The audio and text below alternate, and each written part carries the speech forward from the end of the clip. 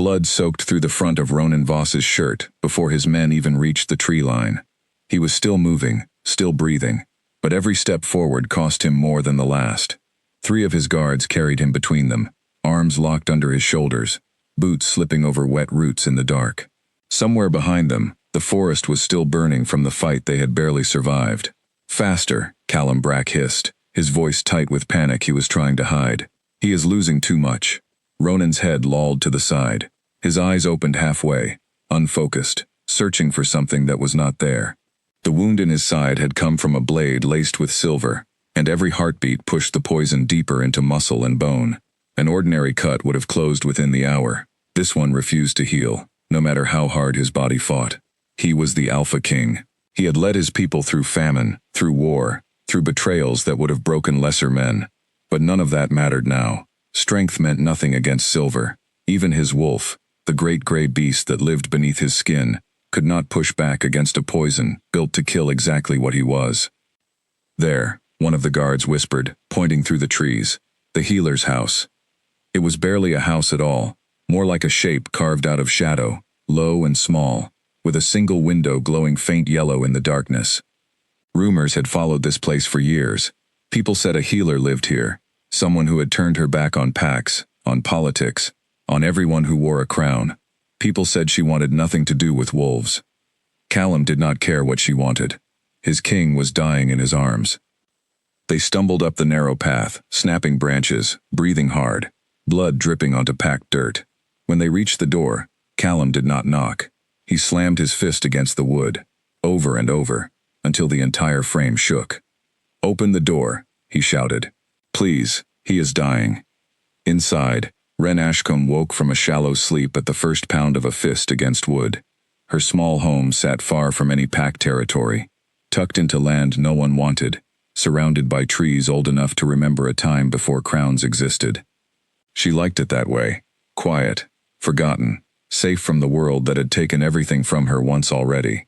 She rose from her bed, heart hammering, and reached for the long knife she kept beside her lamp.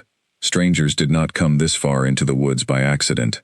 Strangers who came pounding on doors in the middle of the night usually brought trouble with them. "Who is it?" she called, voice steady, despite the fear crawling up her spine. "Please," a man's voice answered, rough with desperation. "We need a healer. Our king is dying." Ren's fingers tightened around the knife. A king. Of course it was a king. The universe had a cruel sense of humor, dragging royalty to her door, after everything she had done to escape people exactly like that. She should have said no. She should have told them to keep walking, to find someone else, anyone else, because she had sworn years ago never to heal another alpha as long as she lived. That promise had cost her more than these strangers could imagine. But then she heard something else through the door, a low, ragged breath, a man's voice, barely a whisper, saying words that made no sense, slipping in and out of consciousness. Against every instinct screaming at her to stay hidden, Ren unlatched the door. The sight that greeted her stole the air from her lungs.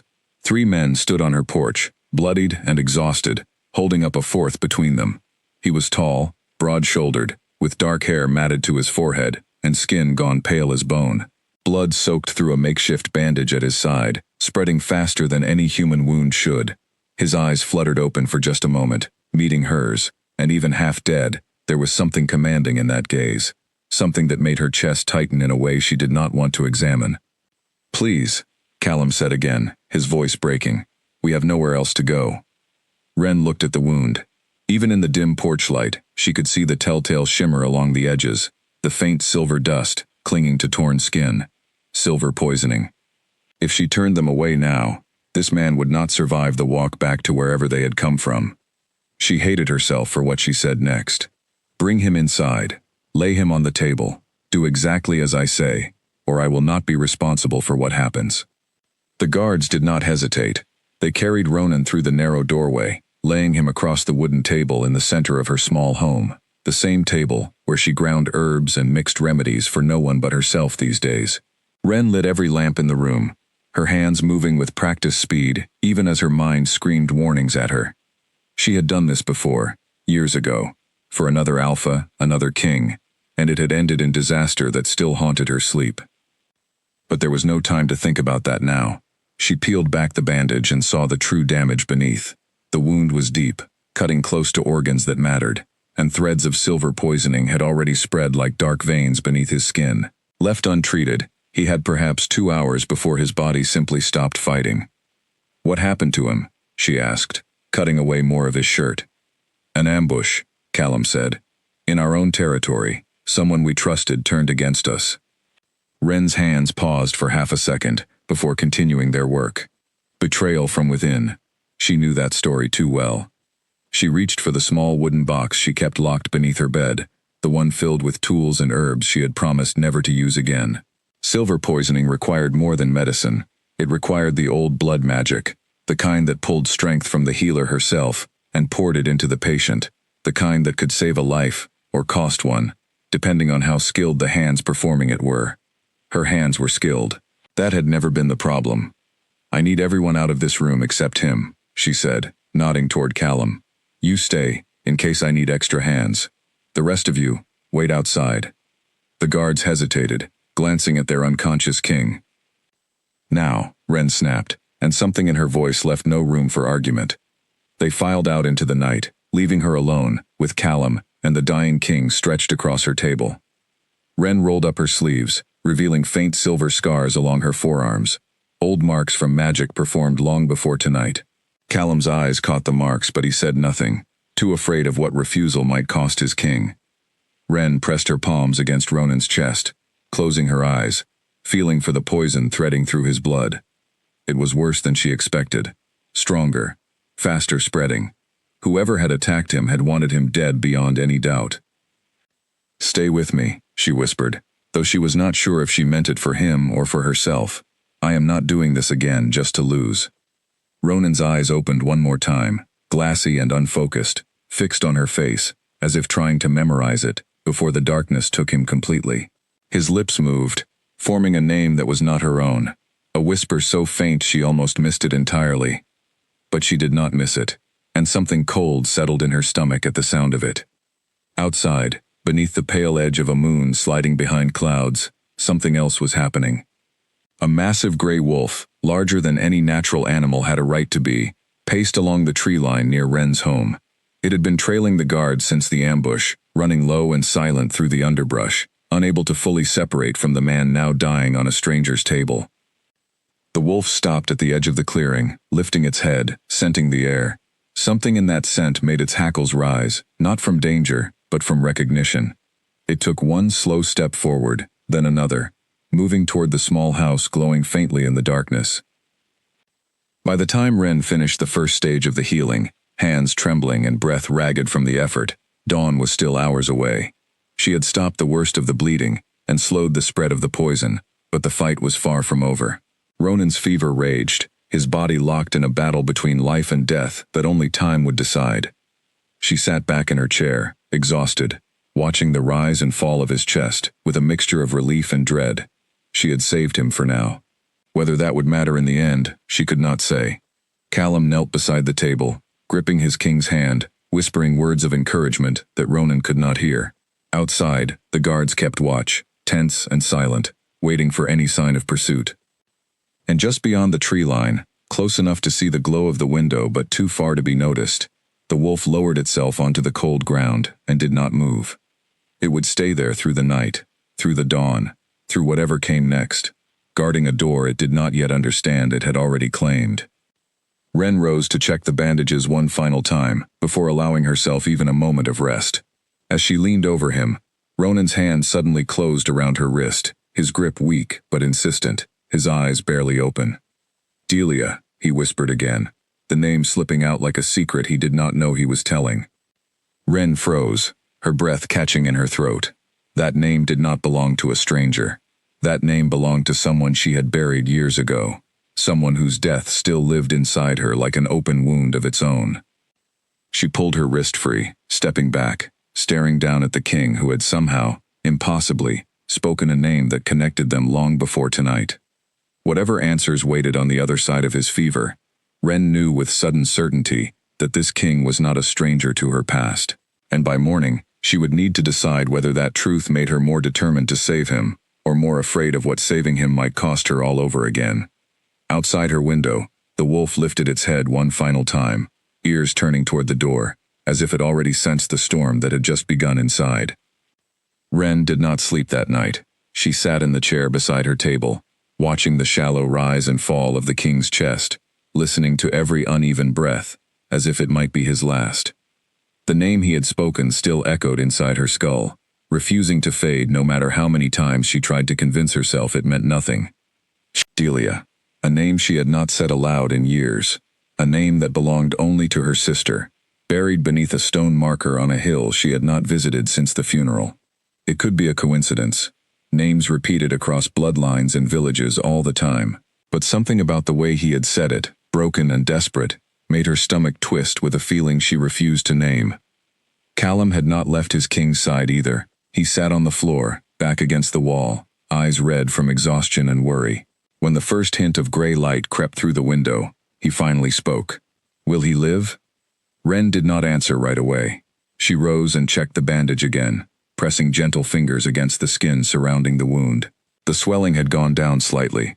The dark veins of poison had not spread further during the night, which was a good sign, though not a guarantee of anything. "The next few hours will tell us more than I can right now," she said finally. "The poison has slowed, but it has not stopped. If his body is strong enough, and if I can finish what I started, he has a chance, and if not..." She met his eyes, unwilling to offer false comfort. Then there was nothing more anyone could have done. "Silver poisoning kills faster than any blade. He is fortunate you found me at all." Callum's jaw tightened, but he nodded, accepting the truth even though it clearly cost him something to hear it. "Thank you for opening that door. Most people would have turned us away." "Most people would have been wise to," Wren muttered, more to herself than to him. She busied herself preparing the next stage of the healing, grinding herbs into a paste that smelled of bitter roots and something sharper underneath, something that made the air in the room feel heavier. She had not performed this ritual since the day everything fell apart, since the accusations and the exile, and the loss that had driven her out here into the trees where no one could find her. And yet here she was, doing it again, for another Alpha King, in another life she thought she had left behind for good. Outside, the guards kept their positions near the edge of the clearing, restless and on edge, watching the tree line for any sign that their attackers had followed. One of them, a younger man named Fenwick, paced back and forth near the porch, glancing repeatedly toward the woods, where he swore he had seen movement the night before. "There's something out there," he said to the others. "I've seen it twice now, big, gray, watching us." "Probably just a wild wolf," another guard replied, though his tone lacked conviction. Fenwick shook his head slowly. "No ordinary wolf sits still like that. It's watching the house, watching him." None of them said what they were all thinking, that the shape in the trees might belong to their own king, split from his human form during the chaos of the attack, unable to fully return while his body fought for survival inside. It was rare, but not unheard of, for a wolf to separate from its human half during moments of extreme trauma, especially in alphas, whose bond between both halves ran deeper than most. Inside the house, Wren returned to the table, preparing to begin the second stage of the healing. This part would be harder than the first. It required drawing the poison out through her own body, pulling the silver taint from his blood into hers, where her healer's gift could break it down safely before it caused lasting damage. It was dangerous work, the kind that had killed healers less skilled than her in the past. "You should leave the room," she told Callum. "This will not be pleasant to watch." "I am not leaving him." Wren studied the stubborn set of his jaw, and decided arguing would waste time she did not have. "Then stay quiet, and do not touch either of us, no matter what you see." She placed her palms against Ronan's chest once more, closing her eyes, letting her senses sink beneath his skin, toward the poison still coiled through his veins. It resisted her at first, fighting against the pull of her magic the way it had fought against every remedy meant to kill it. She pushed harder, gritting her teeth against the strain building behind her eyes. Slowly, the poison began to move. She felt it slither up through unseen channels, drawn toward her own hands, her own blood, taking the burden that Ronan's body could no longer carry alone. Pain lanced through her arms as the silver taint crossed into her, sharp and cold, like ice sliding beneath her skin. Callum watched in stunned silence as thin lines of black began creeping up Wren's forearms, following the same path the poison had carved through the king's side. Her breathing turned ragged, her face pale, sweat beading along her hairline despite the cool morning air. "Is this supposed to happen?" he asked, unable to keep quiet any longer. "Yes," she gasped through clenched teeth.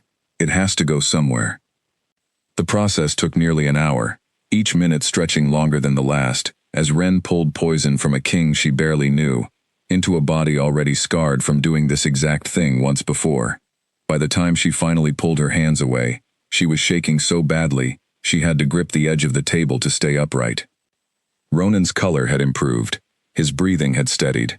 The fever that had gripped him since the ambush seemed to finally be breaking, replaced by the deep, exhausted sleep of a body that had survived something it should not have. Ren, meanwhile, looked as though she had aged years in a single hour. She stumbled to a nearby chair and collapsed into it, breathing hard, the black veins along her arms slowly beginning to fade as her own body worked to process what she had taken from him. "You saved him," Callum said quietly, disbelief coloring his voice. "For now," Ren corrected, her voice weak. "The wound still needs to close properly, and whatever poison remains inside him will need to be drawn out again before it settles anywhere permanent. This is not finished." Callum knelt beside her chair, studying her face with new respect he had not expected to feel toward a stranger in the woods. "Why would you do this? You did not know him. You had no reason to help us." Ren considered the question longer than she meant to. The truth was complicated, tangled up in guilt and memory, and a promise she had broken the moment she opened her door. But there was another truth sitting beneath it, one she was not ready to speak aloud. "Because no one deserves to die from a coward's blade," she said instead. "Even kings." Callum studied her a moment longer before nodding, accepting the answer, even though something in her tone told him it was not the whole story. Outside, the sun finally broke over the horizon, spilling golden light across the clearing surrounding Ren's small home. The guards, exhausted from a sleepless night of watching for danger that never fully arrived, allowed themselves the smallest measure of relief. And then Fenwick saw it clearly for the first time, standing at the very edge of the tree line, where shadow met morning light. A massive gray wolf, easily twice the size of any natural animal, its fur matted with dried blood along one flank, its eyes fixed unblinking on the front door of the healer's house. "There," Fenwick whispered, pointing with a trembling hand. "That's him. That's the king's wolf." The others turned, and for a long moment, no one moved, no one breathed, as the wolf held its position, without flinching, without retreating, its gaze locked on the door, as though guarding something far more precious than a wounded man inside. Inside the house, unaware of the creature watching over her home, Ren finally allowed her eyes to close, exhaustion pulling her under despite every instinct warning her to stay alert. She did not know yet that the wolf outside her door belonged to more than a king. She did not know that its presence marked the beginning of something neither of them had chosen, something that would tie her fate to his, in ways far deeper than a single night of healing could explain. For now, she slept, unaware that dawn had brought more than sunlight to her doorstep. It had brought a guardian who had no intention of leaving. Ronan woke to unfamiliar ceiling beams and the sharp scent of crushed herbs hanging thick in the air. For a moment, he could not remember where he was or how he had arrived there, only that his entire body felt as though it had been dragged through fire and dropped somewhere cold to cool. Pain throbbed along his side, dull now instead of blinding, a distant echo of the agony that had consumed him during the ambush. He tried to sit up and immediately regretted it. A firm hand pressed against his shoulder, pushing him gently back down. "Do not move yet," a woman's voice said, calm but firm. "Your body is still healing. You will undo everything I did if you try to sit up too quickly." Ronan blinked until the room came into focus. A small house, unfamiliar and simple, lit by early morning light filtering through a single window. Herbs hung from the ceiling in neat bundles. Jars of dried roots and powders lined a shelf against one wall, and standing over him, sleeves rolled up to reveal faint silver scars along her forearms, was a woman he had never seen before in his life. "Where am I?" he rasped, his throat raw and dry. "Somewhere safe," she answered, reaching for a cup of water and helping him drink small sips. "For now, that is all you need to know." Callum appeared in his line of sight then, relief written plainly across his exhausted face. You are alive. I was not certain you would wake at all. Memory returned slowly, fragmented pieces sliding back into place. The meeting in the eastern woods. The sudden attack from soldiers he had trusted, soldiers wearing his own colors. The blade sliding into his side, laced with something far worse than ordinary steel. He remembered running, or being carried, through darkness that seemed endless. The ambush, he said, voice hardening despite his weakness. Who did this? We do not know yet, Callum admitted. It happened too fast. Whoever planned it knew exactly how to reach you, knew exactly which guards to turn. Ronan's jaw tightened, fury simmering beneath exhaustion. Someone close to him, someone trusted, had orchestrated an attempt on his life. That kind of betrayal cut deeper than any silver blade ever could. He turned his attention back to the woman standing at his bedside, studying her more carefully now that his mind had cleared enough to think straight. She was younger than he expected, her expression guarded, her eyes carrying a weight that suggested she had seen more suffering than her calm demeanor let on. You saved my life, he said. I owe you a debt I do not know how to repay. Ren's expression flickered, something unreadable passing behind her eyes, before she masked it again. You owe me nothing. I did what any healer would do. Not every healer would have opened their door to strangers carrying a dying king in the middle of the night, Ronan replied. Especially strangers, who could easily have brought danger with them. Ren said nothing, busying herself with checking the bandage along his side instead of answering. Ronan watched her closely, noting the tension in her shoulders, the careful way she avoided meeting his eyes for too long. Something about her felt familiar, though he could not place why. What is your name? He asked. She hesitated before answering. Ren Ashcombe. The name meant nothing to him, and yet something in the way she said it, guarded and quiet, made him wonder if there was more history behind those two words than she was willing to share. Thank you, Ren Ashcombe, he said, for saving my life. She nodded stiffly, still refusing to hold his gaze for long. Do not thank me yet. The poison is not fully gone. There is still work to be done before you are truly safe. As if summoned by her words, Ronan felt a fresh wave of weakness pull at him, his vision swimming slightly at the edges. Ren noticed immediately, pressing a hand against his forehead to check for fever. Rest, she instructed. I need to prepare the next treatment. Fighting through this too quickly will only make things worse. Ronan wanted to argue, wanted to demand answers about the attack, about who among his people had betrayed him, but exhaustion pulled at him too strongly to resist. His eyes grew heavy despite his frustration, and within minutes, he slipped back into a restless sleep. Ren stepped away from the table, moving toward the small kitchen area, where she kept her herbs and remedies, grateful for the excuse to put distance between herself and those sharp, searching eyes. Something about the way he looked at her unsettled her more than she wanted to admit, as though he were trying to solve a puzzle he did not yet realize existed. Callum followed her, lowering his voice so as not to wake his sleeping king. He asked your name and you gave it. Are you certain that was wise? He was going to ask eventually, Ren replied, grinding herbs with more force than necessary. Better he hears it from me, than pieces it together on his own, and wonders why I lied. Pieces together what, exactly? Ren's hands stilled over the mortar and pestle. She had not meant to say that much, had not meant to reveal even that small crack in her composure. But Callum was watching her closely now, curiosity replacing exhaustion in his expression. Nothing, she said finally. Old history that has nothing to do with tonight. Callum did not push further, though the look on his face suggested he did not fully believe her.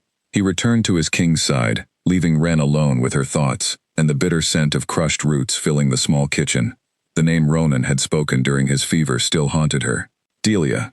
She had told herself all night it meant nothing, that fevered minds often spoke nonsense. Names pulled from dreams or memories unrelated to the person standing beside them.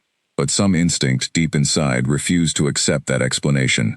Some quiet certainty that the connection ran deeper than coincidence. She finished preparing the next treatment and returned to the table, kneeling beside Ronan's sleeping form. Even unconscious, his face carried the weight of someone used to command, used to responsibility, far heavier than most people ever carried. There was exhaustion there too, hidden beneath the authority, the kind that came from years of holding a kingdom together, through sheer force of will. She reached out, gently checking the wound one more time, her fingers brushing against warm skin, still fighting to heal. As she did, Ronan's hand moved suddenly, closing around her wrist in his sleep, his grip weak but insistent, just as it had been the night before. "Delia," he whispered again, softer this time, more like a plea than a memory. Ren's breath caught in her throat. She should have pulled away immediately, should have dismissed it as nothing more than fevered rambling. Instead, she found herself staring at his face, searching for answers in features she had never seen before last night. "Who is Delia to you?" she whispered, so quietly she barely heard herself say it. He did not answer, lost too deeply in sleep to respond, but his grip on her wrist tightened slightly, as though some part of him recognized something in her presence that his conscious mind had not yet uncovered. Ren gently pulled her hand free and stepped back, her heart pounding harder than the healing work alone could explain. Whatever connection existed between this king and her sister's memory, she knew with growing certainty that answers were coming, whether she wanted them or not. Outside, morning had fully broken across the clearing, sunlight warming the earth after a long, tense night. The guards had finally allowed themselves brief moments of rest, taking turns keeping watch while others closed their eyes for the first time in nearly a full day. Only the wolf remained utterly still, positioned exactly where it had been at dawn, eyes fixed on the door with unwavering patience. It did not eat. It did not sleep. It simply waited, guarding a threshold it seemed to understand held something far more important than survival alone. Ren glanced through the window as she moved past it, catching sight of the massive creature for the first time in daylight. Her breath caught at the size of it, at the intensity radiating from its golden eyes even from this distance.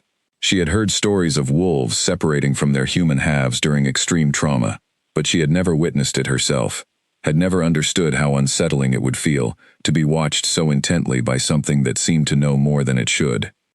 She turned away from the window, forcing her attention back to the herbs cooling on her counter, back to the work still ahead of her. Whatever that wolf understood about the connection forming between her and its human half, she was not ready to face it yet. There was still poison to draw out, still wounds to heal, still a king sleeping fitfully on her table who carried secrets she was only beginning to uncover. And somewhere beyond her door, patient and unmoving, something waited that already seemed to know exactly how this story would end. By mid-morning, the tension outside Ren's small home had grown thick enough to feel. The guards who had carried Ronan through the night now argued in hushed voices near the tree line, torn between the need to return home and protect the throne, and the fear of leaving their king vulnerable while he still healed. Word of the ambush would reach Ashfall soon, if it had not already, and whoever had orchestrated the attack would know exactly how much chaos an unguarded throne could create. "We cannot stay here forever," one guard muttered. "The council will demand answers. If they learn the king is wounded and hidden away, some of them may use it against him. And if we move him too soon, he could die," Fenwick countered sharply. "Would you rather explain his death to the council instead?" Callum stepped between them before the argument escalated further. "No one moves him until the healer says it is safe. That is final." The guards fell silent, though the worry on their faces did not fade. Beyond them, at the edge of the clearing, the great gray wolf remained exactly where it had been since dawn, unmoving, unblinking, its presence a constant reminder that something far stranger than politics was unfolding at this house. Fenwick approached it cautiously, testing the boundaries of its patience. The wolf's ears flattened the moment he drew too close, a low growl rumbling deep in its chest, warning enough to make him stop in his tracks.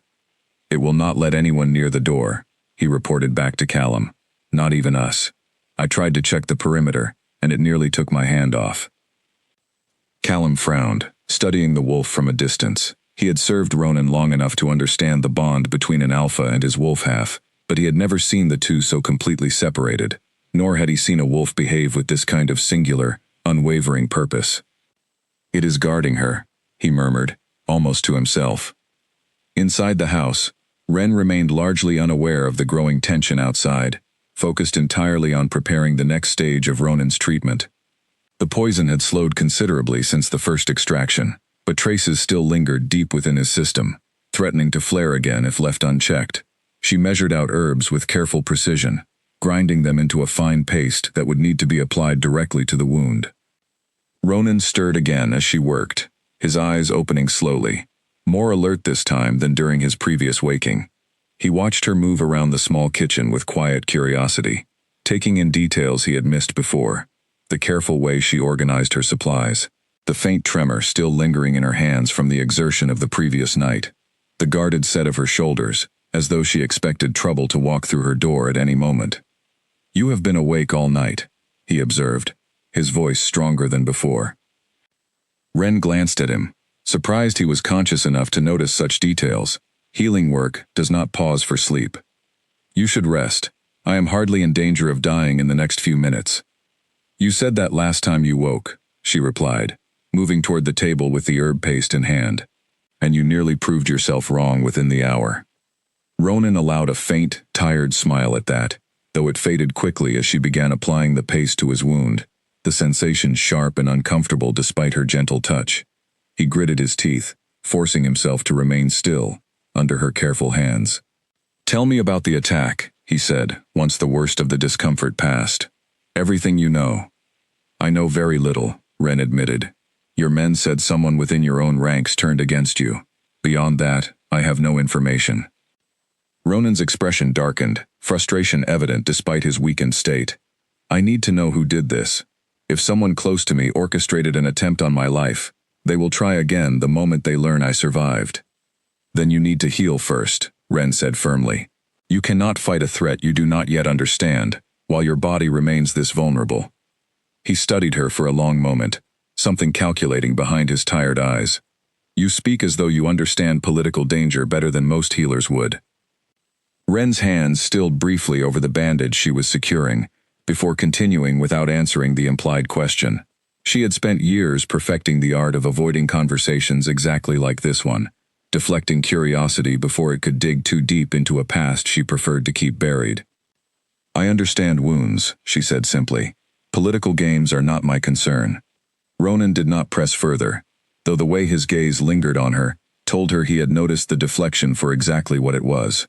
He was clearly a man used to reading people, used to detecting half-truths buried beneath careful words, and something told her he would not stop wondering about the gaps in her story until he found answers. Outside, the argument among the guards had shifted focus entirely toward the wolf still guarding the door. Word had spread quickly among them about its refusal to allow anyone near the house, and speculation ran wild about what it meant. "Perhaps it senses danger we cannot," one guard suggested. "Perhaps it knows something we do not." "Or perhaps," Callum said slowly, watching the wolf's unwavering focus on the door, "it has already decided something none of us are prepared to accept yet." He did not elaborate further, though the weight of his words settled over the group like a heavy fog. In pack lore, old stories spoke of wolves recognizing bonds before their human halves ever became conscious of them, instincts reaching toward truths that logic alone could not yet grasp. If that ancient lore held any truth at all, then the wolf's presence here meant something far more significant than simple protection. Callum glanced toward the small house, toward the healer moving quietly within, and wondered if she had any idea what she had walked into the moment she opened her door. Inside, Ren finished securing the fresh bandage and stepped back, studying her work with a critical eye. The wound looked better already, the swelling reduced, the angry red edges beginning to calm into something closer to normal healing. "You are improving faster than I expected," she admitted. "Thanks to you," Ronan said quietly. Something in his tone made her look up, catching an expression on his face she had not expected to see, something softer than the commanding authority he had carried since waking. She quickly looked away, uncomfortable with the warmth stirring in her chest, at the simple gratitude in his voice. "Rest," she said again, firmer this time. "You still have a long road to full recovery." She moved toward the window to check on the guards outside, needing distance from a conversation that felt more dangerous than any wound she had treated so far.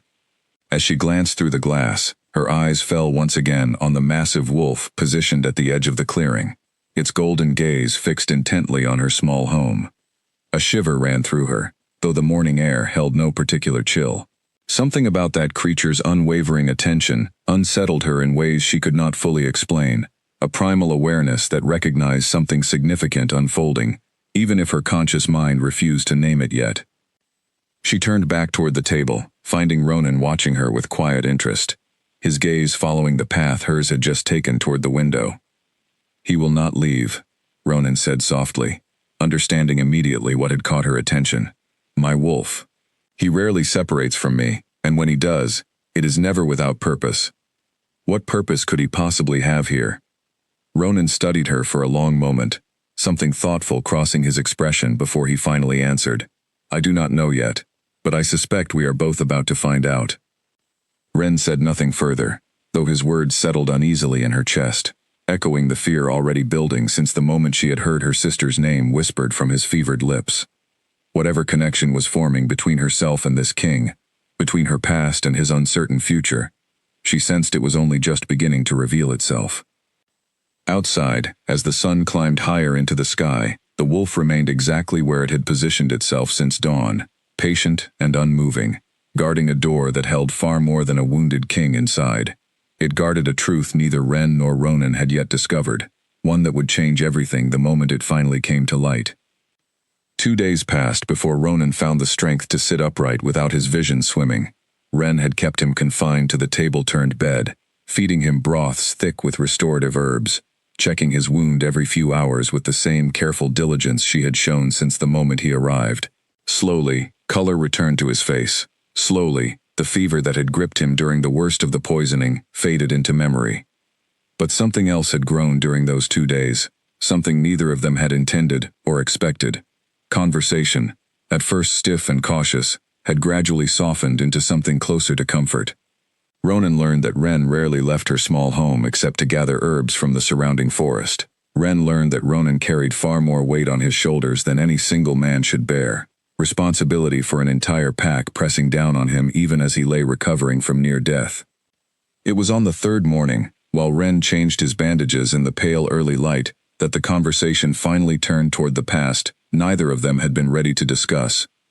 "You keep avoiding certain questions," Ronan said, watching her hands work with practiced precision. "I have noticed the pattern.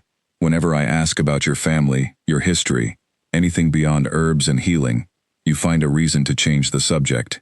Ren's fingers paused briefly over the bandage before continuing. "There is not much to tell. I live here alone. I treat what few travelers find their way to my door. That is the entirety of my story." "I do not believe that," Ronan said gently. "No one learns healing at the level you clearly possess, without extensive training. That kind of skill comes from somewhere. Family, a mentor, formal instruction within a pack structure." Ren's jaw tightened, and for a moment, Ronan thought she might refuse to answer entirely. Instead, she straightened, meeting his eyes directly for the first time since their conversation began. "I trained under my mother, and later under a healer named Garrick Thorne, within Ashfall territory itself," she said, watching carefully for his reaction. "Perhaps you recognize the name of the pack, since it happens to be your own." Ronan's expression shifted, surprise and confusion crossing his features. "You lived within Ashfall? I do not recall meeting you before, and I know most healers who have trained within our territory." "You would not remember me," Ren said, her voice growing tighter with each word. "I left when I was young, shortly after my family was exiled, following an incident that had nothing to do with any wrongdoing on our part." "Exiled," Ronan repeated slowly, something dawning behind his eyes, as pieces began connecting in ways he had not anticipated. "Exiled by whom?" Ren held his gaze steadily, though her hands had begun trembling slightly at her sides. "By your father, during his rule.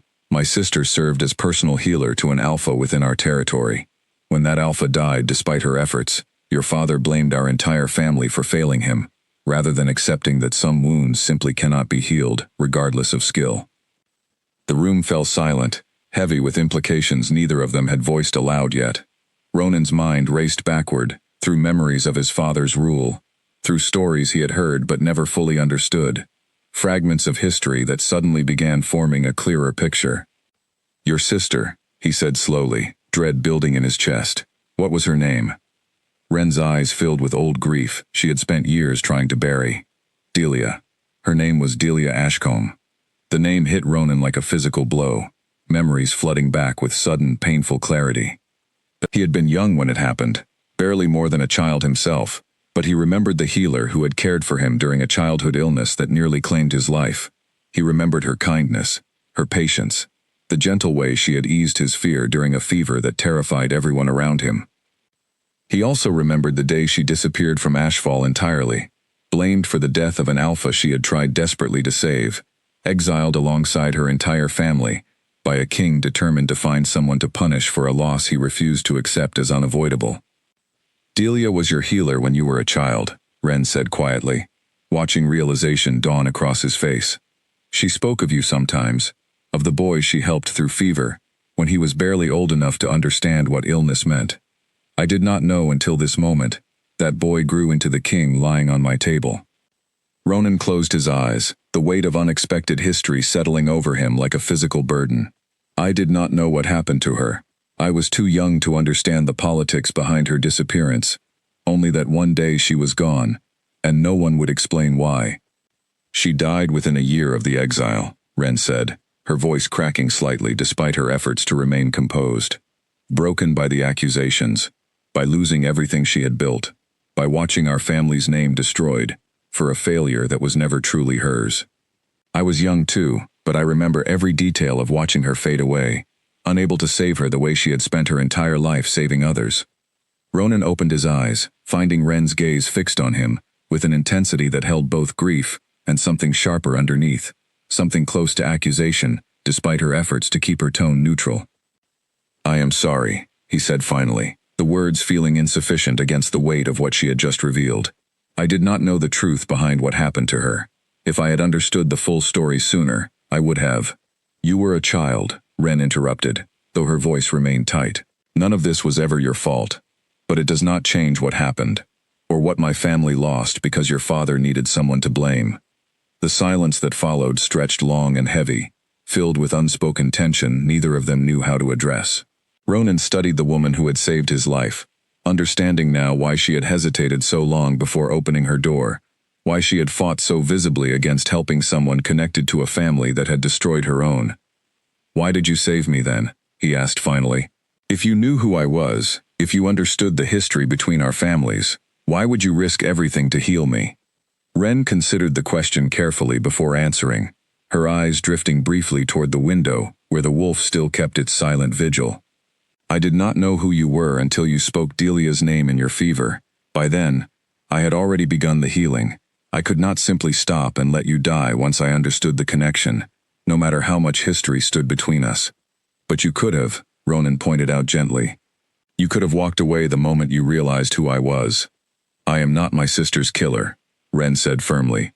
"Whatever your father did, whatever injustice was done to my family, none of that gives me the right to let an innocent man die out of spite. That is not the kind of healer I choose to be."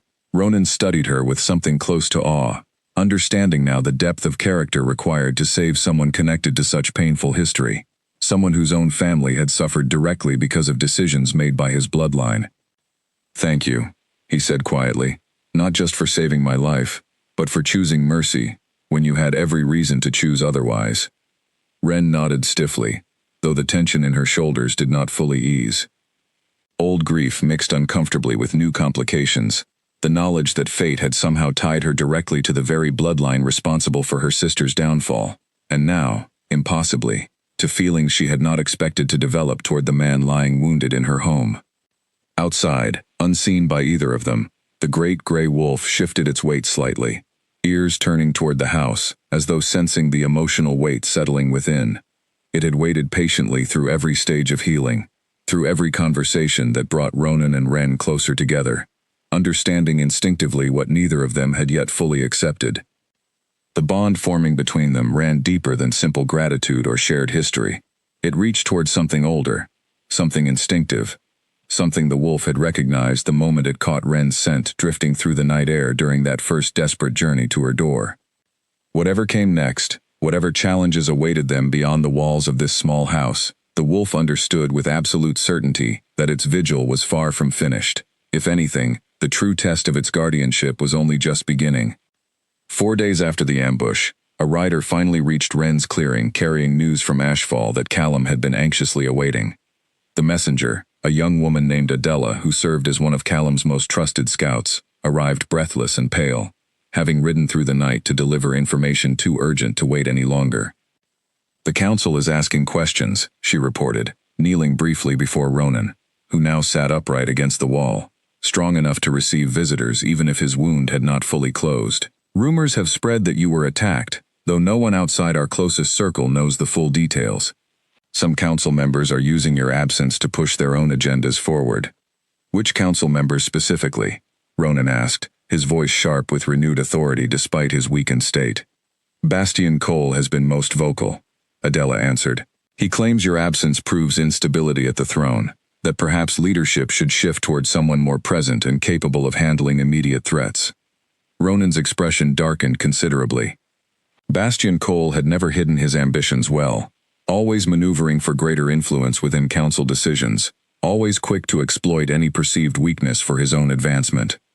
And what of the investigation into the ambush itself? Callum asked. Have you learned anything about who orchestrated it? Adela hesitated before answering, glancing briefly at Ren before continuing. We traced the movements of the guards who turned against you during the attack. 2 of them fled immediately afterward, and have not been located since.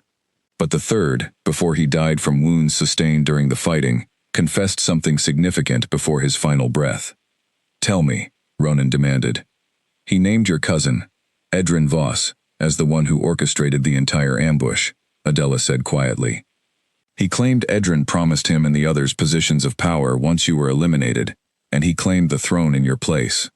The room fell silent, the weight of betrayal settling heavily over everyone present. Ronan's jaw clenched, fury burning behind his eyes at the confirmation of what he had already suspected since waking, to find himself alive against all odds. Edrin, he repeated, bitterness coating the name. My own blood, plotting against me from within my own household. We have no proof beyond a dying man's confession, Callum pointed out carefully. Edrin will deny everything, and without stronger evidence, accusing him openly could create exactly the kind of division within the pack that he could exploit for his own advantage. Ronan closed his eyes briefly, exhaustion and anger warring within him despite his improving physical condition. Then we need proof. Something undeniable that will expose him before the entire council, before he has any opportunity to twist this situation further in his favor. Ren, who had remained silent throughout the exchange, finally spoke up from where she stood near the kitchen. You cannot return to Ashfall yet, regardless of what proof you eventually gather.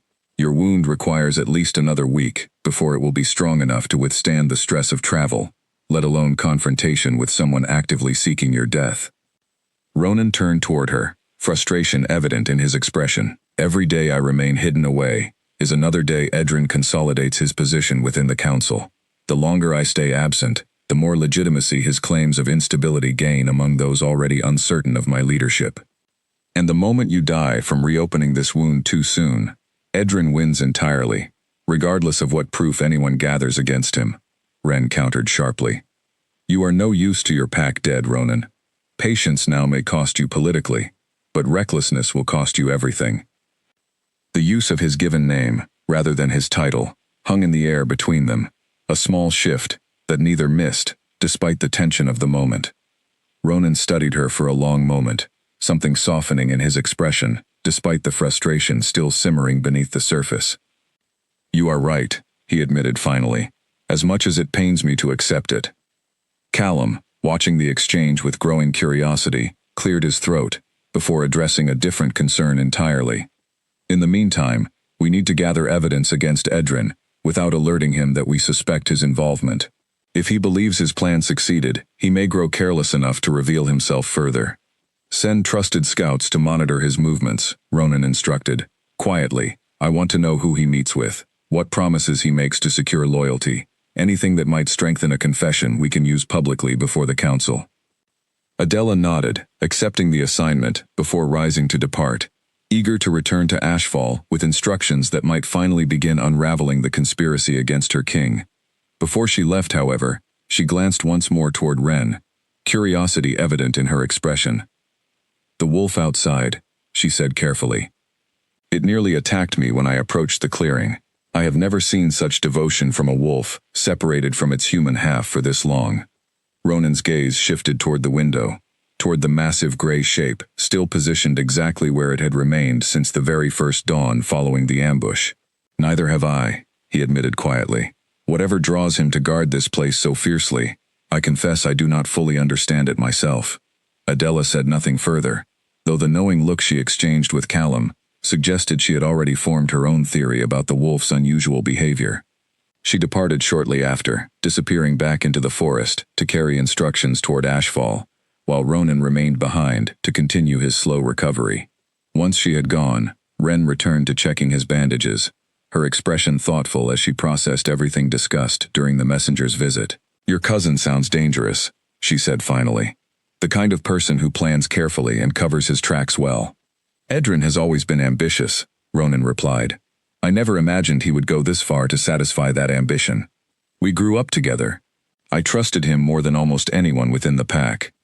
"Trust makes betrayal easier to execute," Ren said quietly, an edge of old bitterness coloring her tone that Ronan recognized immediately, understanding it connected to memories of his own father's betrayal against her family years earlier. "I am sorry," he said again, the words feeling as inadequate now as they had during their earlier conversation about Delia. "For everything my family has cost yours, both in the past and potentially now, if this conflict with Edrin draws danger toward your door." Ren's hands paused briefly over the fresh bandage she was securing, her eyes lifting to meet his with an expression harder to read than usual. "You did not choose your father's actions any more than I chose to be born into a family destroyed by them. We are both simply trying to navigate consequences neither of us created." "Perhaps," Ronan said softly, "but I intend to make different choices than my father did, starting with ensuring your family's name is properly restored once this conflict with Edrin is resolved." Ren's breath caught slightly at the unexpected promise, uncertainty flickering behind her guarded expression. "You do not owe me anything beyond what you have already offered through gratitude." "I owe you everything," Ronan said firmly. "My life, first and most obviously. But beyond that, I owe your family justice long overdue, regardless of what happens between Edrin and myself moving forward." The conversation settled into comfortable silence after that, though something had shifted subtly between them during the exchange, a deeper understanding forming, despite the painful history connecting their families together. Ren finished securing the bandage and stepped back, studying her patient with something warmer than the clinical detachment she had maintained during their first days together. Outside, as evening began settling over the clearing, the wolf remained in its position, patient and watchful, sensing changes within the house that went beyond simple physical healing. Something deeper was forming between the two humans it guarded, a bond it had recognized instinctively from the very beginning, one that would only grow stronger as danger continued closing in around them both.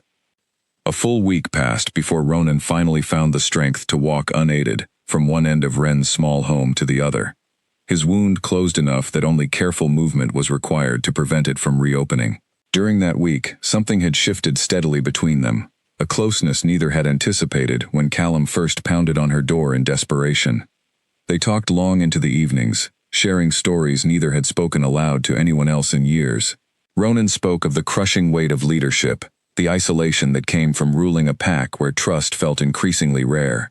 Ren spoke of the years spent alone in these woods, building walls around herself thick enough to keep out anyone who might cause the kind of pain her family had already suffered once before. It was during one such evening, as autumn wind rattled gently against the windows, that Ronan finally addressed something neither of them had spoken directly about since the earliest days of his recovery. "My wolf has not left your door in over a week," he said, watching her carefully across the small table, where they now shared simple meals together. "That kind of prolonged separation is not normal, even for injuries as severe as mine were." Ren's hands stilled over the bowl she had been washing, her back still turned toward him. "I assumed it was simply protective instinct, given the danger surrounding your recovery." "It is more than that," Ronan said quietly. "I can feel him, even separated as we are. His awareness reaches toward yours constantly, recognizing something in you that goes beyond simple gratitude for saving my life." Ren turned slowly, her expression guarded despite the warmth that had grown between them over the past week. "What are you suggesting?" Ronan hesitated, choosing his words carefully. In old pack lore, wolves sometimes recognize bonds before their human halves become consciously aware of them. Mating bonds, specifically, form instinctively, drawing wolf and healer together, regardless of circumstance or history standing between them. The word hung heavy in the air, Mating bond, carrying weight that neither of them was fully prepared to address. Ren's breath caught, old fears rising rapidly to the surface despite everything that had grown between them during his recovery. "That is not possible," she said, though her voice lacked full conviction. "We have known each other barely a week. Bonds like that do not form so quickly, especially not between people connected to as much painful history as we are." "I did not believe it was possible either," Ronan admitted. "Until I felt the pull myself, growing stronger with every conversation we share, every moment I watch you move through this house with such quiet strength, despite everything you have suffered." Ren shook her head, backing away slightly, despite the small space of the kitchen, limiting how far she could retreat. "I cannot be bonded to another alpha, Ronan. My family has already paid too high a price for connection to royalty. I watched what happened to Delia when she gave everything to serve an alpha who ultimately could not protect her from the consequences of failing to save him. I will not walk that same path." "I am not asking you to serve me," Ronan said gently, rising slowly from his chair despite lingering weakness, moving toward her with careful, deliberate steps. "I am telling you what I feel, what my wolf has recognized since the very first night you opened your door to save my life." "Feelings do not erase danger," Ren said, though she did not retreat further as he approached. "Bonding with you means bonding with everything that comes with your position. Enemies who would see me as a target. Politics that destroyed my family once already. I cannot simply ignore that risk, because something instinctive draws us together." "I understand your fear," Ronan said softly, stopping close enough now that she could see every flicker of emotion crossing his face. "But I refuse to let history dictate every choice before us. My father made terrible decisions that cost your family everything. I am not my father. I would not let the same fate befall you." Ren's eyes filled with old grief mixed with new uncertainty, torn between the walls she had built to protect herself and the undeniable pull she felt toward this man who had somehow found his way into her heart, despite every instinct warning her against it. "You cannot promise safety in a world as dangerous as ours," she whispered. "Not with Edrin still plotting against you, not with council members already questioning your stability. Bonding with me now would only give your enemies another weapon to use against you, another vulnerability they could exploit." "Perhaps," Ronan admitted, "but some risks are worth taking, especially when the alternative means denying something as significant as what I feel growing between us." Before Ren could respond, a sharp knock at the door interrupted the moment, both of them startling at the unexpected intrusion. Callum's voice called through the wood, urgency evident in his tone. "Ronan, you need to see this immediately." Ronan moved quickly toward the door, Ren following close behind, both grateful and frustrated by the interruption breaking the tension that had built between them. Outside, Callum stood with Fenwick and several other guards, expressions grim, as they gathered around something laid across the ground before them. It was a message, delivered by an unknown rider who had fled before anyone could question them, written in careful script that left no doubt about its origin or intent. "Read it," Callum said, handing the parchment toward his king. Ronan scanned the words quickly, his expression darkening with each line. The message, written in Edrin's unmistakable hand, made no attempt to hide its threatening implications, despite avoiding any direct confession of guilt. "He knows I survived," Ronan said grimly, passing the parchment toward Ren so she could read it herself. "And he knows exactly where to find me." Ren's eyes moved quickly across the words, her stomach twisting at the implicit threat woven throughout the carefully worded message. Edrin claimed concern for his cousin's well-being, expressed relief at learning of his survival, but beneath the polite phrasing lurked unmistakable warning. He knew about Ren's involvement. He knew about the location of their hiding place, and he made clear, without stating it directly, that he would not allow this recovery to continue unchallenged. "He is testing us," Callum said, understanding the underlying threat as clearly as Ronan did, "seeing how we respond before deciding his next move." "Or he is warning us that his next move is already in motion," Ronan countered grimly. "Either way, this location is no longer safe. Whatever forces Edrin commands, we should assume they are already moving toward this clearing." Ren felt her heart pound harder at the realization that danger had finally found its way to her doorstep, the safety of her isolated home shattered by connections she had never intended to form. She glanced toward the tree line, toward the massive wolf still positioned exactly where it had remained since the very first dawn, its golden eyes now alert and focused, as though it too sensed the shift in danger approaching. "We need to prepare," she said quietly, steadying herself against the fear building rapidly in her chest. "If Edrin's forces are coming, we cannot simply wait here unprepared." Ronan nodded, gratitude and determination mixing in his expression, as he turned toward his gathered guards. "Fenwick, take 2 others, and scout the surrounding area immediately. I want warning if anyone approaches this clearing. Callum, gather whatever weapons remain among our supplies. Whatever comes next, we will not be caught unprepared." The guards scattered quickly to their assigned tasks, urgency replacing the exhausted stillness that had settled over the clearing during the previous quiet days. Ren watched them move with growing dread, understanding that whatever peace had briefly existed within her small home was about to be shattered entirely by forces far beyond her control. Ronan turned back toward her, his expression softening despite the tension of the moment. "I am sorry," he said quietly, "for bringing this danger to your door, on top of everything else my family has already cost you." "I chose to save you," Ren replied, steadying her voice despite the fear coursing through her. "Whatever comes next, that choice was mine alone to make. I will not regret it now simply because the consequences have finally arrived." Ronan studied her for a long moment, something fierce and protective burning behind his eyes, despite his still healing body. "Then we face whatever comes together," he said firmly. "I will not let Edrin harm you for the crime of saving my life." Outside, as the sun began sinking toward the horizon, the wolf finally rose from its long vigil at the tree line, moving with purposeful steps toward the small house it had guarded so faithfully since that very first desperate night. Its golden eyes remained fixed on Ren as it approached, understanding instinctively that the time for simple watching had finally passed. Whatever battle awaited them in the coming hours, the wolf intended to fight beside them, guarding not just a door any longer, but the healer who had somehow become inseparable from the very heart it protected. Night fell heavy over the clearing, thick with the kind of silence that only comes before something breaks it entirely. Fenwick returned from his scouting mission breathless, his expression confirming the fear that had settled over everyone since Edrin's threatening message arrived.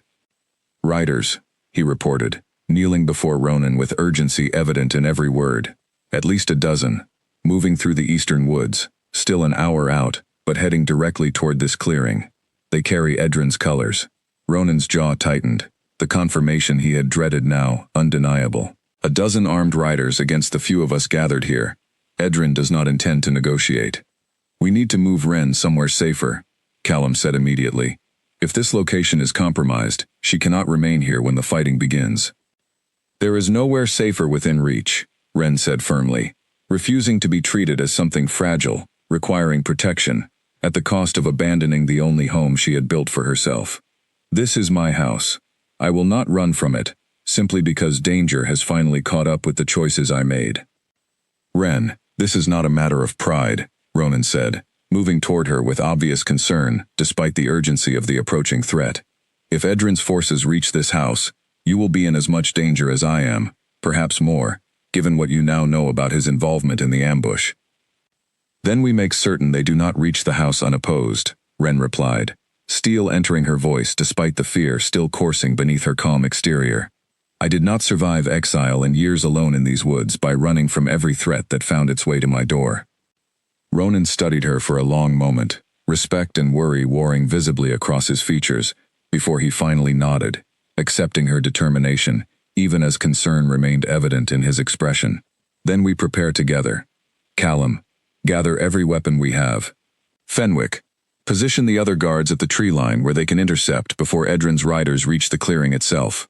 The guards moved quickly, adrenaline replacing exhaustion, as they prepared defensive positions throughout the small property surrounding Ren's home.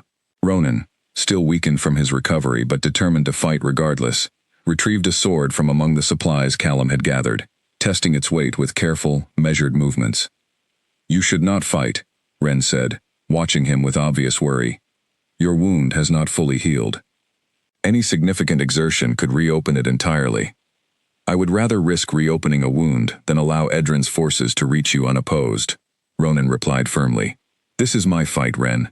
My cousin's betrayal. My responsibility to end it before it costs anyone else what it has already cost my pack." Ren wanted to argue further, wanted to insist he remain safely inside, while others handled the coming confrontation. But she recognized the futility of trying to convince a king determined to protect what he had come to care for, regardless of personal cost. Instead, she moved toward her own supplies, gathering herbs and bandages in preparation for whatever wounds the coming battle might produce. Outside, the great gray wolf paced restlessly near the tree line, sensing the approaching danger with senses far sharper than any human present. Its hackles rose with each passing minute, golden eyes fixed intently on the darkness, where Edrin's riders would soon emerge. The sound of approaching horses finally broke the tense silence, nearly an hour later, exactly as Fenwick had predicted. Riders emerged from the tree line in formation, torches held aloft casting flickering orange light across grim, determined faces. At their head rode a man Ronan recognized immediately, despite the years and distance that had grown between them. Bastian Cole, the council member who had spent days undermining Ronan's leadership in his absence, rode alongside soldiers wearing colors that made his allegiance to Edrin's conspiracy undeniable. "Cousin," Ronan called out, stepping forward despite Callum's protective hand on his arm. "I see you have chosen your allies carefully."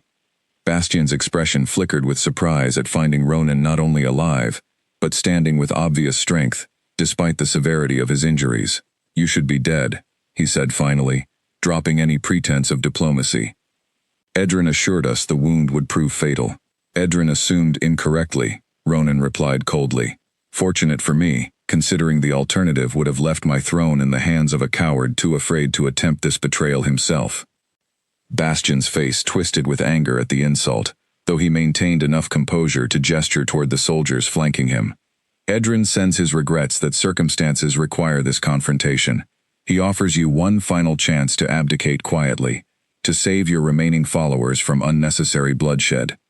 "Tell my cousin that I refuse his generous offer," Ronan said, voice hardening with each word. "And tell him that whatever forces he sends against me will find resistance far stronger than he anticipated." The standoff held for only a moment longer, before violence erupted without further warning. Soldiers surged forward from the tree line, weapons raised, and Ronan's small group of defenders rushed to meet them despite being significantly outnumbered. Ren watched from the doorway of her home, heart pounding as chaos unfolded across the clearing she had called sanctuary for years.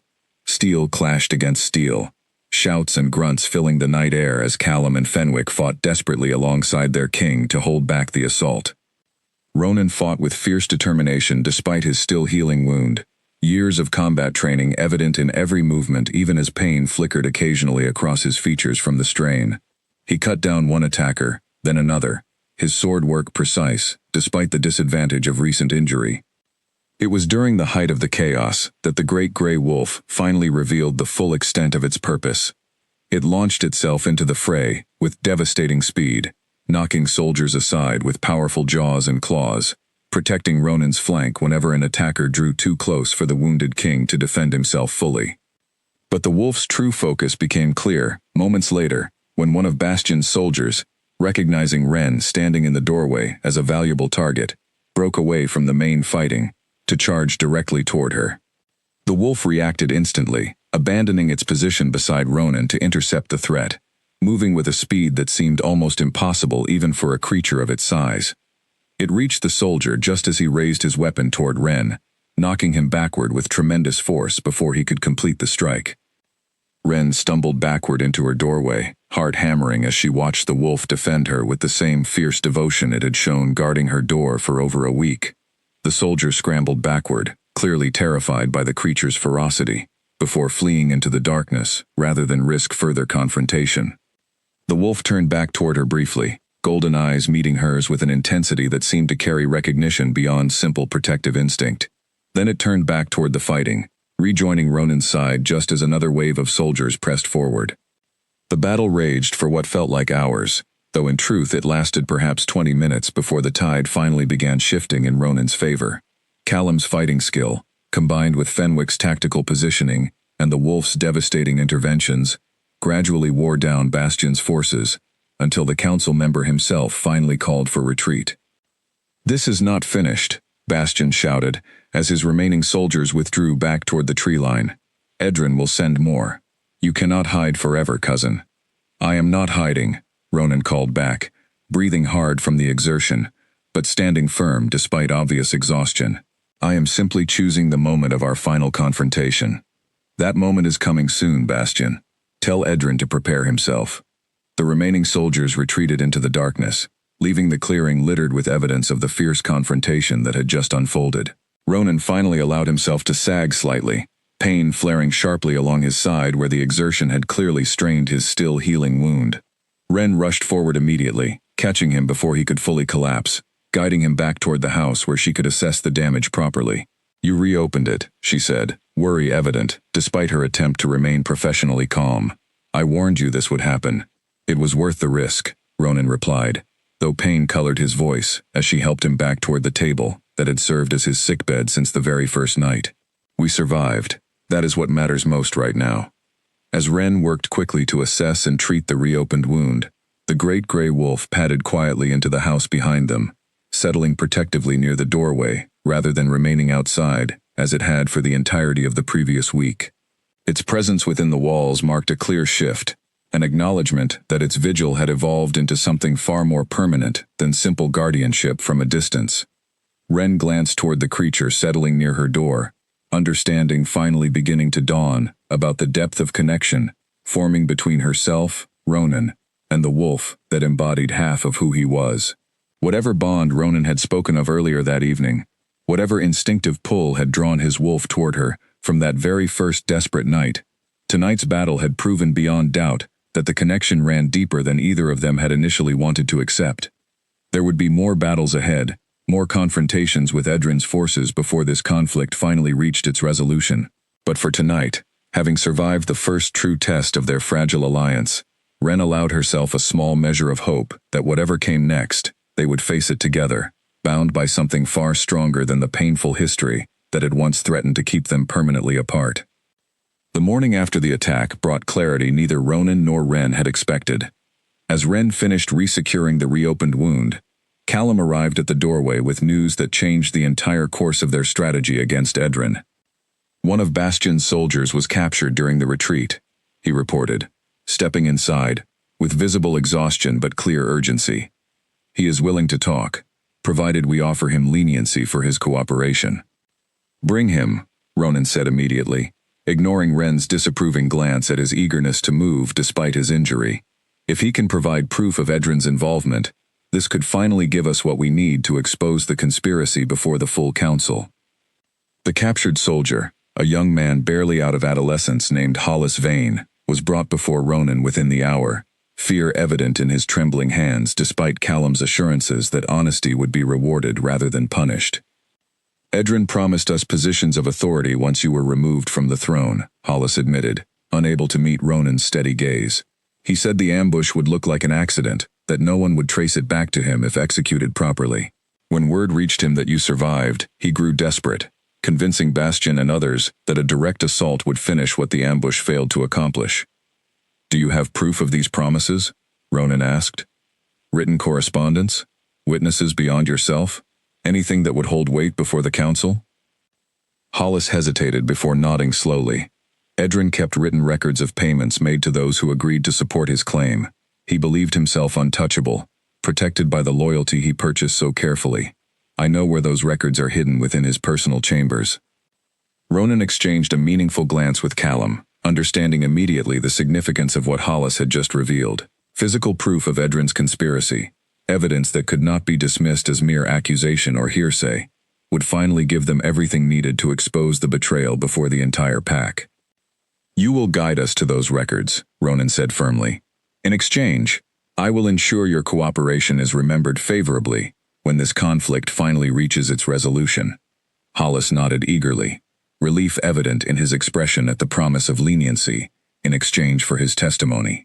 As Callum led him away to discuss the details of their plan, Ren finally spoke up, concern evident in her tone. You cannot travel to Ashfall yet, she said firmly. Your wound reopened during last night's fighting. Traveling that distance, potentially facing further confrontation once you arrive, could undo everything we have worked to heal.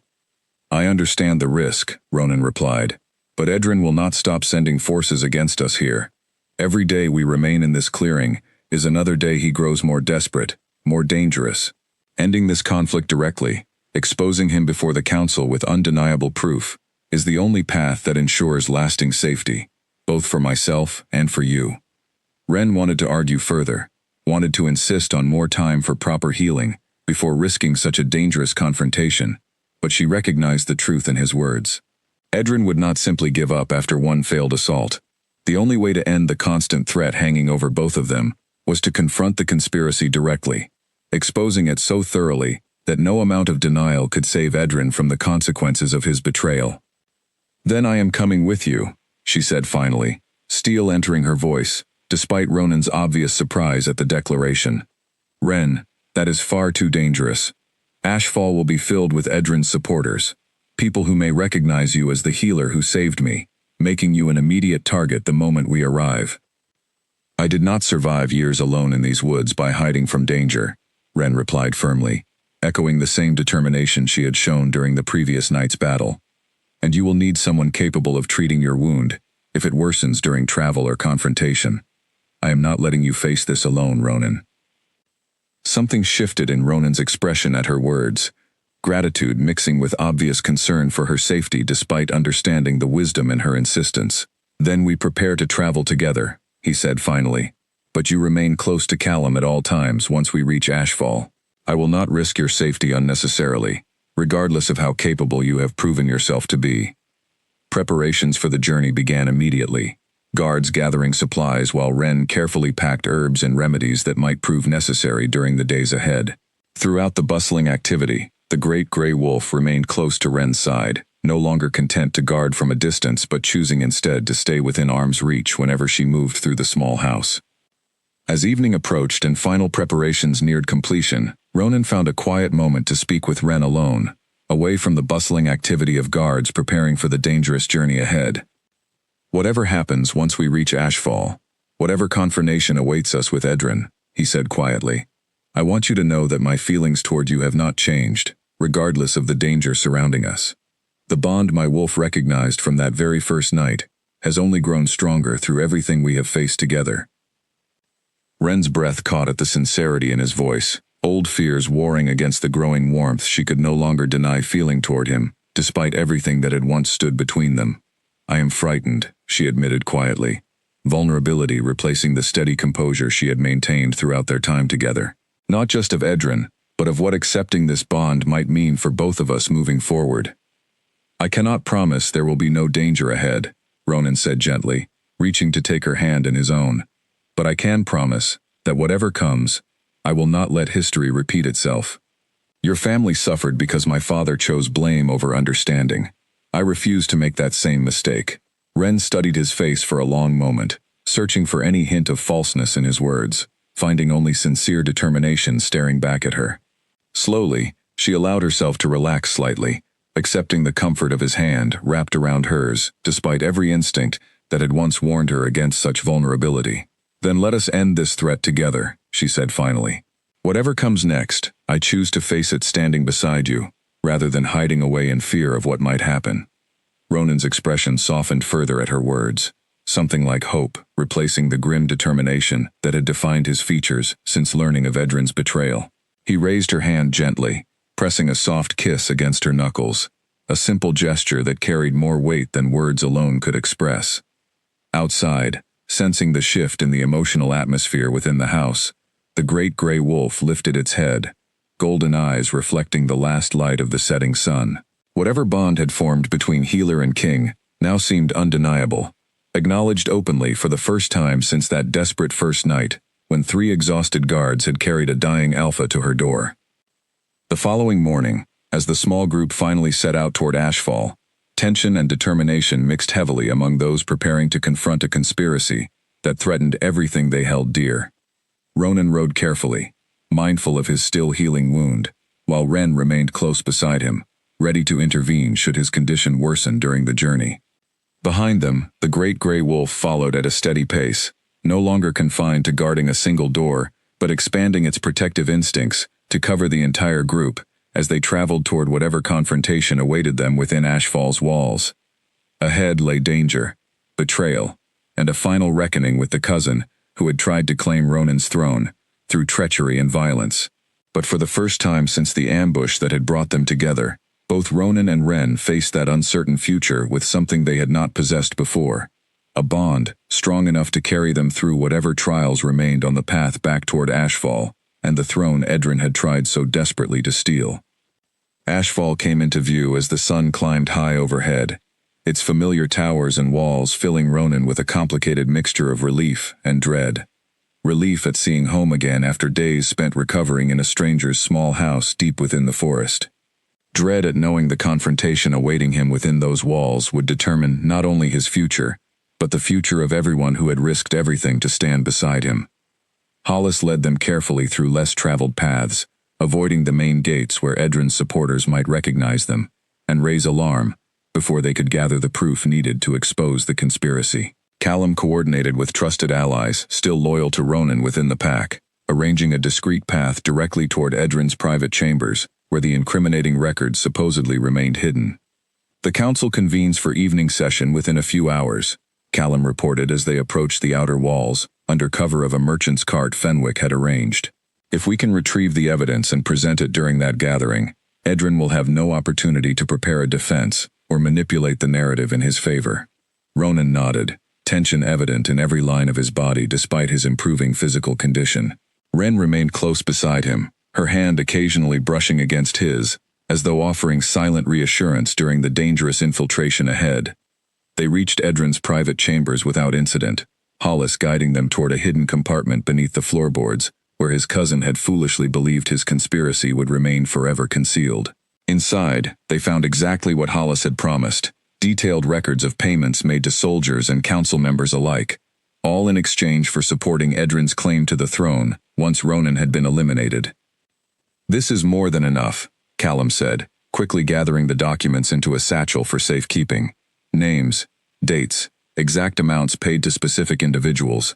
No amount of denial will save him once this becomes public before the council. As they prepared to leave the chambers, however, the door suddenly swung open, revealing Edrin himself standing in the doorway. Shock and fury warring across his features at finding his cousin very much alive and standing within his private quarters. "You should be dead," Edrin said, echoing Bastion's earlier words from the failed assault on Ren's home. "How did you survive?" "Fortunate healing," Ronan replied coldly, stepping forward despite the tension crackling through the room. "Something you clearly did not anticipate when you sent soldiers to murder me in the eastern woods." Edrin's eyes flickered toward the satchel in Callum's hands, understanding dawning quickly about what had just been discovered within his private chambers. "Whatever you believe you have found means nothing without proper context," he said, though desperation had crept into his voice, despite his attempt at composure. "I can explain everything, if you would simply listen, rather than jumping to conclusions." "Save your explanations for the council," Ronan said firmly. "You will have every opportunity to defend yourself before them, though I doubt any explanation will erase written proof of payments made to secure my assassination." Edrin's expression shifted rapidly from desperation to cold calculation, his hand moving suddenly toward a concealed weapon at his side. Before he could draw it fully, however, the great gray wolf, who had remained hidden just outside the chamber, surged forward with devastating speed, knocking Edrin backward against the wall before he could complete the motion. The confrontation that followed happened quickly, Callum and Fenwick moving to restrain Edrin, while Ronan retrieved the weapon that had nearly been used against him for the second time. Edrin struggled briefly against his captors, before finally accepting the futility of continued resistance, slumping against the wall with defeat finally settling across his features. "This is not finished," he spat, though the words carried far less conviction than his earlier threats. "The council will see reason. Not everyone believes you fit to rule, cousin." "We shall see what the council believes once they witness this evidence," Ronan replied, gesturing toward the satchel Callum still held securely. "Bring him. He will answer for his crimes before everyone he tried to manipulate against me." The journey toward the council chambers proceeded quickly, word spreading rapidly through Ashfall that their king had returned alive, despite rumors of his death, that his cousin had been captured, amid clear evidence of treachery and conspiracy. By the time they reached the grand hall where the council traditionally gathered, a substantial crowd had assembled, drawn by rumors and curiosity about what confrontation awaited within. Bastion Cole stood among the assembled council members, his expression shifting from confidence to growing alarm, as he registered Edrin's captured state and the satchel of evidence Callum carried forward. Whatever plans he had made to support his cousin's claim to the throne crumbled visibly as reality set in about the failure of their conspiracy. Ronan stepped forward before the full council, standing tall despite lingering weakness from his injuries, Ren remaining close beside him throughout the tense proceedings. He laid out the evidence methodically, presenting written proof of payments, testimony from Hollis regarding the ambush's true origins, and finally, the undeniable confirmation of Edrin's guilt through his own attempted violence during their confrontation. The council listened in stunned silence as the full scope of the conspiracy became clear, murmurs of shock and outrage spreading through the assembled crowd as Edrin's treachery was laid bare before everyone he had once hoped to rule. "This conspiracy nearly cost me my life," Ronan concluded, his voice carrying clearly through the silent hall. "It would have plunged our pack into chaos and uncertain leadership, all to satisfy one man's ambition for power he had no rightful claim to. I ask this council to render judgment accordingly." The verdict, when it finally came after brief deliberation among the assembled council members, confirmed Edrin's guilt beyond any reasonable doubt. Exile was decided as fitting punishment, stripped of all titles and privileges, sent away from Ashfall permanently, with clear warning that any attempt to return would be met with far harsher consequences. Bastian Cole, having supported the conspiracy through his own ambition, received similar judgment, his position on the council stripped away entirely, as punishment for his role in the attempted coup. As the proceedings finally concluded and the crowd began dispersing, relief washed visibly over everyone who had risked so much to see justice properly served. Ronan turned toward Ren, gratitude and something deeper shining clearly in his exhausted but relieved expression. "It is finished," he said quietly, "thanks to you, and everyone who stood beside me through this ordeal." Ren offered a small smile, exhaustion of her own evident, despite the relief flooding through her, at finally seeing the threat neutralized. "You survived, Ronan. That is what matters most." Before either could say more, Ronan turned toward the assembled crowd, still lingering to witness the aftermath of the dramatic confrontation. He raised his voice, ensuring everyone present could hear clearly what he intended to declare. "This woman saved my life when I lay dying, wounded by betrayal from within my own family," he announced, gesturing toward Ren with evident pride and affection. "Her name is Ren Ashcombe, daughter of a family wrongfully exiled by my father's mistaken judgment years ago. Today, I formally restore her family's name and standing within Ashfall, correcting an injustice that should never have occurred." Gasps and murmurs spread through the crowd at the unexpected declaration, though none carried the shock of what Ronan said next. "Furthermore," he continued, his voice growing steadier with each word, "I intend to claim Ren Ashcombe not merely as the healer who saved my life, but as my mate and future queen, should she choose to accept that bond alongside me." Ren's breath caught entirely at the public declaration, surprise and overwhelming emotion flooding through her at hearing intentions spoken so openly before the entire gathered crowd. She turned to find Ronan watching her with hopeful anticipation, vulnerability evident despite his position and authority. "Yes," she said finally, her voice carrying clearly, despite the emotion thickening her throat. "I accept." The crowd erupted into cheers at her acceptance, celebration replacing the earlier tension that had gripped the hall throughout Edrin's judgment. Ronan pulled Ren close, relief and joy evident in every line of his expression as he finally allowed himself to fully embrace the bond his wolf had recognized from that very first desperate night weeks earlier.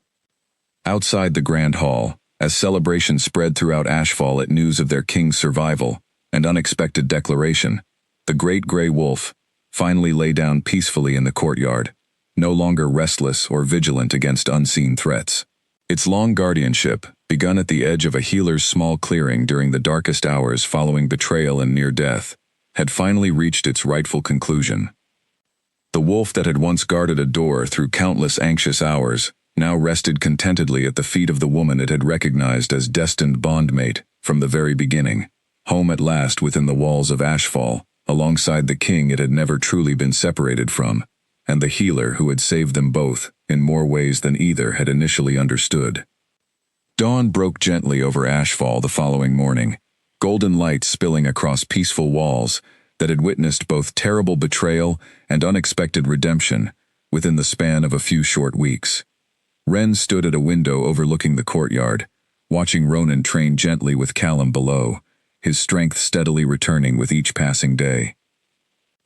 Behind her, the great gray wolf stirred from its resting place, padding quietly to her side as it had done so faithfully since that very first night, when desperate men had carried their dying king through darkness, in search of the last healer who might save him. Ren reached down, gently resting her hand against the wolf's fur, finally understanding fully the depth of devotion and recognition that had guided its unwavering vigil from the very beginning. Whatever challenges still awaited them as she prepared to step into her new role within Ashfall, she faced that uncertain future with confidence, born from having survived betrayal, danger, and painful history, to find something unexpectedly beautiful on the other side.